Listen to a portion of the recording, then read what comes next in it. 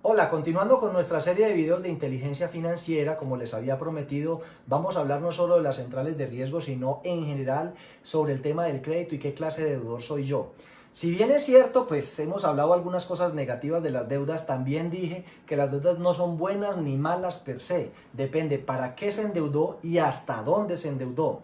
Y obviamente todos quisiéramos tener un buen perfil de riesgo crediticio, porque si tenemos el proyecto de comprar vivienda o de tomar un crédito para otro negocio, seguramente vamos a necesitar recursos del sistema financiero, o inclusive la propia cooperativa o fondo de empleados hace un análisis previo antes de prestarle a usted. Y hay ventajas por ser un buen deudor. Cuando uno es un buen deudor, no solo no le piden codeudor, le prestan más dinero, le dan más plazo, sino que le cobran menos intereses y se le abren muchísimas puertas todo el tiempo. Lo están llamando a uno, vea que le tengo un crédito preaprobado, vea que le compro cartera. Debe ser hasta cansón el tema, para muchos lo es, pero tiene al menos de dónde escoger y puedo revisar cuál de todas esas puertas me conviene cruzar. Lo que definitivamente está mal es cuando a una persona se le abren todas las puertas y las cruza absolutamente todas. Ahí es donde la gente se desordena. Pero eso es mucho mejor que una persona a la que no se le abre ninguna puerta, porque toda puerta que toca le dicen: no, usted está mal reportado en las centrales de riesgo, usted no tiene capacidad de pago, usted no tiene solvencia. Entonces miremos qué es lo que le analizan a uno para ver si es un buen deudor. A uno le analizan fundamentalmente 4 criterios: la capacidad de pago, la solvencia, los hábitos de pago y las garantías que está ofreciendo. Pero hoy en día las garantías de pronto son importantes para el crédito de vehículo que tiene prenda, para el crédito de vivienda que tiene hipoteca, pero en los créditos de libre inversión, libranza, la mejor garantía es su reporte en la central de riesgo, es decir, sus hábitos de pago, su historial de vida crediticio. Personas con un muy buen historial de vida crediticio que tengan capacidad de pago seguramente no van a tener problemas para que le aprueben ese crédito. En el tema de capacidad de pago es si uno realmente puede cubrir las cuotas de los ingresos y cubrir las cuotas de los créditos y cubrir los gastos que uno regularmente tiene. Eso hay muchas formas de medirlo, pero digamos, los textos que uno lee de personas que se dedican al tema y recomiendan, un hogar no debería comprometer más del 20% de sus ingresos en cuotas de créditos. Así que si todos los miembros de un hogar aportan ingresos por 10 millones, no deberían tener compromisos crediticios por más de 2. Lamentablemente eso no lo cumple casi nadie. El Banco de la República en Colombia considera ese límite un poco más alto. El Banco de la República considera que hay riesgos para la economía cuando la carga financiera de los hogares se acerca o supera el 30%. Entonces eso significa que si un hogar tiene ingresos por 5 millones de pesos, 10 millones de pesos, para que exageremos y sea más fácil para mí el cálculo, eso significa que no debería comprometer más de 3 millones de pesos en cuotas de crédito. Sin embargo, pues como esto es un negocio, uno está dispuesto a asumir mayores riesgos, ¿cierto? Entonces el banco dice: yo estoy dispuesto a llegar hasta un 40-45% y más o menos ahí para la cosa. Eso significa que una persona, no importa cuál sea su nivel de ingresos, necesita por lo menos que el 55% de esos ingresos le quede libre para cubrir sus gastos de salud, manutención, vestido, transporte, servicios públicos, vivienda, etcétera, etcétera. Entonces eso es la capacidad de pago y regularmente lo miden a través de pedirle a usted la carta laboral o pedirle su declaración de renta, y consultan en la central de riesgos con quién tiene usted obligaciones crediticias y suman todas esas cuotas para establecer si usted cabe dentro de la regla del 40 o 45%. Eso nos lleva a lo siguiente: cuando uno tiene muchas tarjetas de crédito, regularmente hacen un cálculo y establecen y toman una cuota hipotética como la 25ª parte de las tarjetas de crédito. Eso es porque si usted coge una tarjeta de crédito, la usa toda a un plazo de 36 meses y a una tasa del 2%, la cuota que le queda es más o menos la 25ª parte del cupo. Entonces la forma más fácil de calcularla es que a uno le van a tomar por lo menos los cupos de las tarjetas de crédito dividido por 25 como la capacidad que está utilizando para pagarlas. Entonces, no es bueno tener tantísimas tarjetas porque le afecta a uno la capacidad de pago para otras obligaciones. Entonces es mejor tener una, tener 2, a tener 10 tarjetas, así no las use. Para que usted le mande al sistema la idea de que usted tiene una buena capacidad de pago, procure nunca pagar el valor que le dice ahí, sino que si puede pague un poquito más, como mínimo el 110% de la cuota que le llega. O sea que si la tarjeta de crédito le llegaron 200.000, pague 225, 230, 220.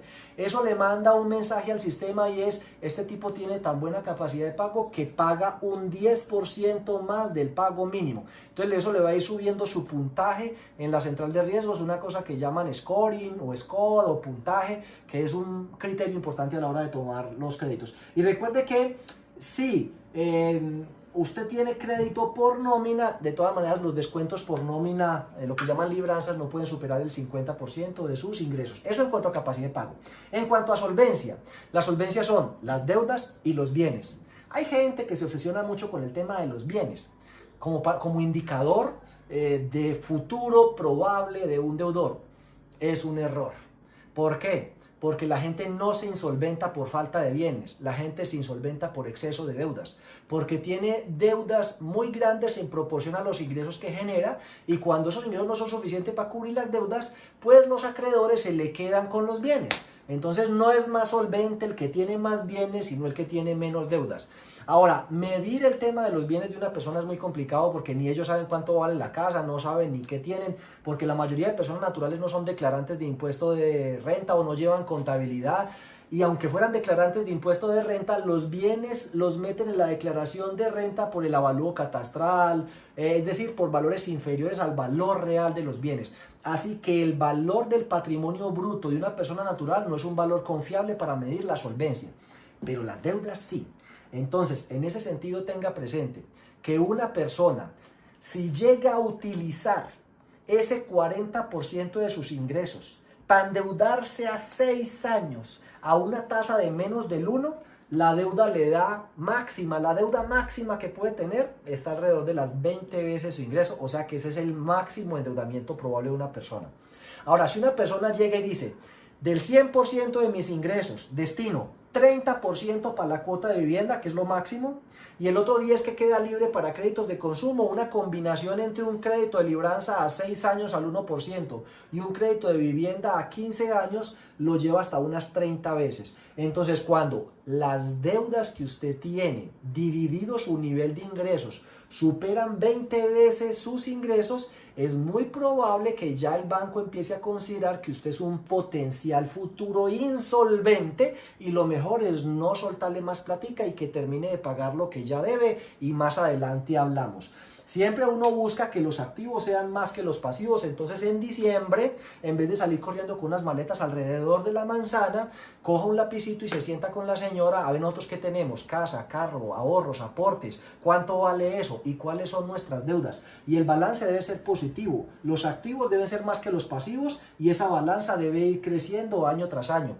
Procure no copar más del 80% de los cupos de las tarjetas de crédito, porque cuando usted está cerquita del 100% del cupo utilizado, eso empieza a mandar un mensaje al sistema de que usted es una persona que ya está medio insolvente. No, sus ingresos no le alcanzan y con las tarjetas de crédito lo que está haciendo es jineteando una situación que en cualquier momento se viene abajo y entra en una cesación de pagos. Y obviamente no es lo mismo tener vivienda propia que tener vivienda familiar y no es lo mismo tener vivienda arrendada. De hecho es mejor tener vivienda arrendada que familiar. Cuando uno tiene vivienda familiar pues nunca ha tenido la responsabilidad de pagar un arriendo.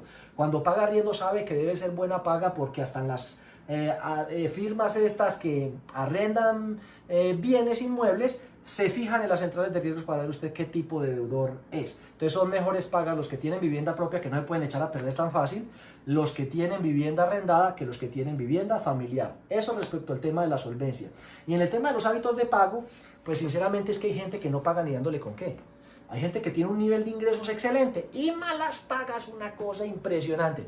Y hay gente que tiene niveles de ingreso bajo, que prefieren aguantar hambre ellos que ir a quedar mal con los compromisos crediticios que hizo. Y eso se ve en la central de riesgos. Uno casi siempre tiene una calificación. AA es la mejor, A también, W pasa raspando, pero de ahí para allá definitivamente le van a decir que no le van a prestar porque tiene un mal reporte en la central de riesgos. Ahí hay un error. Ay, es que yo no estoy reportado. No, todos estamos reportados, solo que hay gente que está bien reportada y hay gente que está mal reportada. La altura de mora es ese producto ¿Hasta cuántos meses estuvo en mora? 1, 2, 3 y cuenta hasta 14 en los últimos 12 meses. El vector de comportamiento. Esta es la forma en que usted ha pagado las cuotas de su crédito. Normal, normal, normal, 1 mes de mora, 2 meses de mora, 3 meses de mora, por la pandemia entró en mora, pero consiguió trabajo, 2 meses de mora, 1 mes en mora, se volvió normal, reportó un dato que está en revisión, normal. Ese es el vector de comportamiento. Y uno también tiene un score. De 380 para abajo solo lo quiere su mamá, la esposa, los hijos, la gente que le tiene mucho aprecio. Pero el sistema financiero no. Entre 380 y 650 hay una zona gris, no se sabe si usted es bueno o malo. Entre 650 y 780 usted es del montón. Y de más de 780 es un buen deudor, que se le van a abrir las puertas del crédito después de que usted tenga capacidad de pago. Tenga presente que todo colombiano supuestamente tiene derecho a conocer su reporte en la central de riesgo gratis una vez al mes. Pero las centrales de riesgo han reglamentado que para hacer uso de eso casi que le toca ir hasta Bogotá o mandar un derecho de petición, entonces es muy difícil.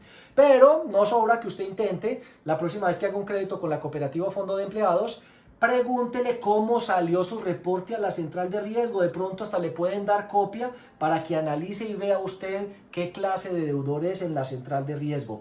Hoy en día ese es el primer criterio que las entidades financieras tienen en cuenta. A pesar de que la ley de habeas data dice que a una persona no le pueden negar un crédito por el reporte negativo en la central de riesgos, la verdad es que los bancos lo primero que le dicen es fírmeme aquí, yo lo consulto. Y si lo consultan y ve que está mal reportado, le dicen no hay nada que hacer. Entonces uno dice, ay, entonces ¿por qué los bancos están violando la ley? No, no la están violando, es que ni siquiera les recibieron la solicitud. Entonces ellos no están negando una solicitud por un reporte negativo, es que ni siquiera las están recibiendo.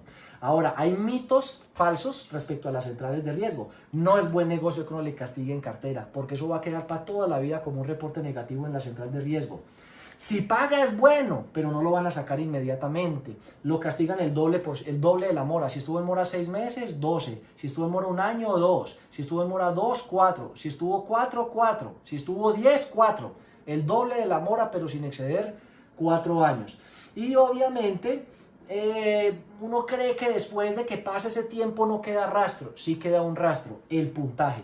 Como usted se comportó mal, a pesar de que la obligación ya no figura allí, si está que usted tiene 8 puntos, 10 puntos, 100 puntos, 20 puntos, eso significa que usted en el pasado fue muy mala paga. Y el único modo de mejorar ese historial de pago es empezando a pagar bien. Ahora, ¿dónde está lo positivo del sector solidario? La gente que se vincula en las cooperativas y fondos de empleados, que les descuentan por nómina, empiezan a constituir un historial crediticio positivo en las centrales de riesgo que después les abre las puertas para otros créditos. Entonces eso es lo importante de estar allí.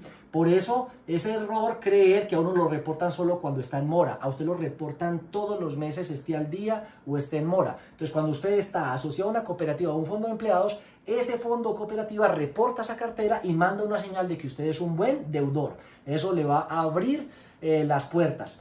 Muchas consultas, cuando usted consulta muchas veces podría dar la señal de que usted está buscando crédito simultáneo en varias partes para darle la cabeza a varias entidades, o que muchas entidades le niegan el crédito y yo por qué lo debería otorgar. Entonces mejor revise qué entidad le conviene más y no pida crédito en tantas al mismo tiempo.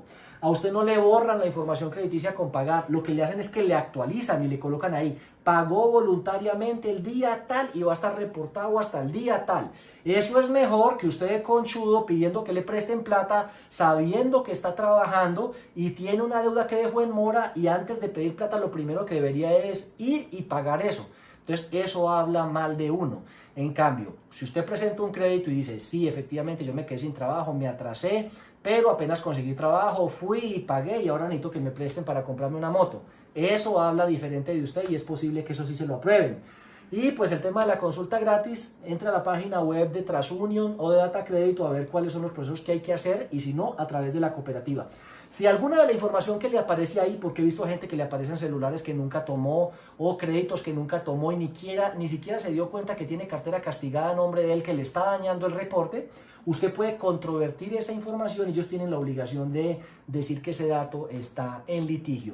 Ahora, si le gustó el video, entonces suscríbase al canal, dele like y compártalo con las personas que usted crea que le puede ser de utilidad. Muchísimas gracias.